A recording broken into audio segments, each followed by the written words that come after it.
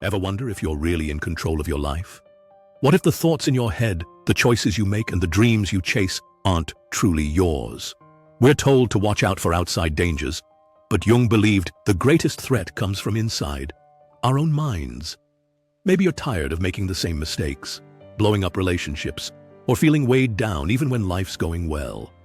You call it bad luck, but maybe there's a deeper reason. Your shadow, archetypes, or the collective unconscious running the show behind the scenes.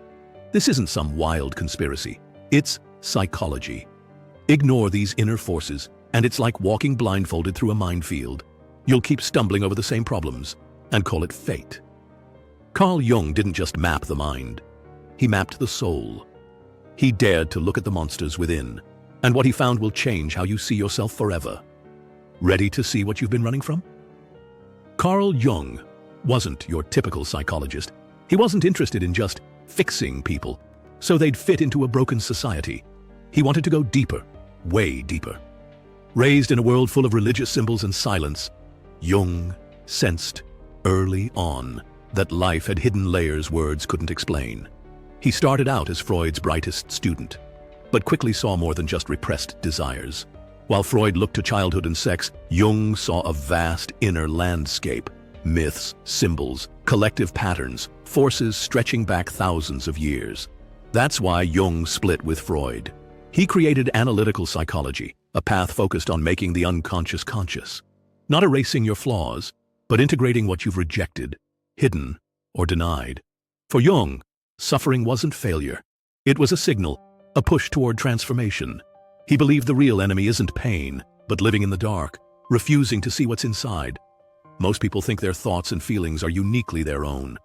Jung blew that idea up.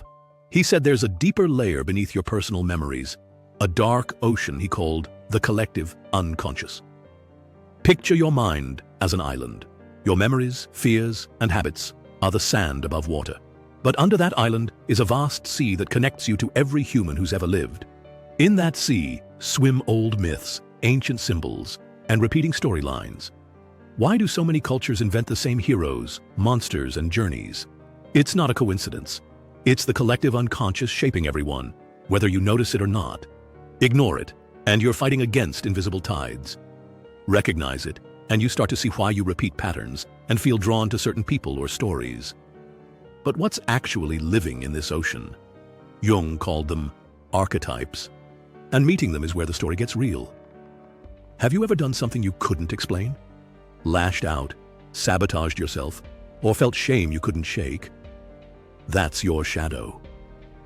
Jung believed we all carry a hidden, rejected part of ourselves. It's made up of everything we can't accept: anger, envy, shame, insecurity. The more you try to suppress it, the more powerful it becomes. Your shadow leaks out as judgment, random outbursts, or self-sabotage. You see the worst in others because you can't see it in yourself. Jung famously said, "Until you make the unconscious conscious, it will direct your life, and you will call it fate." Facing your shadow isn't about destroying it, but accepting it. It's the start of becoming whole, what Jung called individuation. You ready to face your dark side? Most of us spend our lives trying to fit in, wear the right mask, and play by the rules. Jung called that mask the persona. But living for approval leaves you feeling empty and fake. Individuation is the process of breaking those masks, accepting both your light and darkness, your strengths and flaws. It's not about being better, but being real. This journey is rough. It means letting go of old identities and beliefs. It means feeling lost, confused, and sometimes broken before you feel whole. But the reward? Authenticity. You become someone you actually recognize in the mirror. Someone who lives from the inside out, not the outside in. And guess what? Your soul is already sending you signals. Jung took dreams seriously. He saw them as messages from your unconscious, not just random nonsense. When you dream, your mind sends images, symbols, and stories that your waking self ignores. Recurring dreams, strange symbols, even nightmares. These are all your soul trying to get your attention. Dreams aren't literal. A house could be your inner world. A snake could mean change. A mirror might show a part of you you're avoiding. Ignoring your dreams is like ignoring your inner GPS. Write them down, look for patterns, and ask what your soul is trying to say. Your unconscious is always speaking. Are you listening? Ever feel like you're stuck playing out the same stories or always meeting the same kinds of people? That's archetypes at work. These are ancient, universal characters inside you: the hero, the victim, the wise one, the shadow, the lover, the wounded child. They influence how you love, fight, work, and dream. You're not just living your life, you're acting out scripts written before you were born. The trick isn't to get rid of archetypes, but to recognize which ones are running the show, and decide if that's who you really want to be. Start noticing your own patterns and the roles you play. You might be surprised who's been holding the pen. We live in the age of endless information, yet people are more lost, anxious, and empty than ever. Jung saw this coming. He warned that ignoring our inner world, dismissing dreams, repressing shadows, living for approval, would leave us hollow. Social media has us chasing fake connections and endless likes, but little real meaning. Jung's answer wasn't easy fixes, but deep honesty.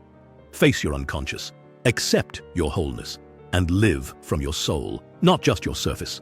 The only way out is inward.